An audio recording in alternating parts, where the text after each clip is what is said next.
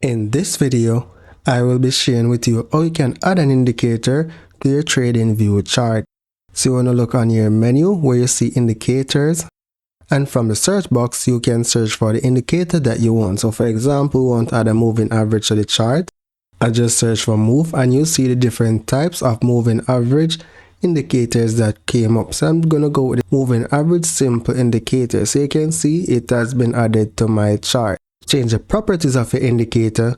You want to select the indicator and then here look for this little option that says settings, and you can see that you can change the settings of your indicator. So that's it for now guys. Thank you for watching and see you in the next video.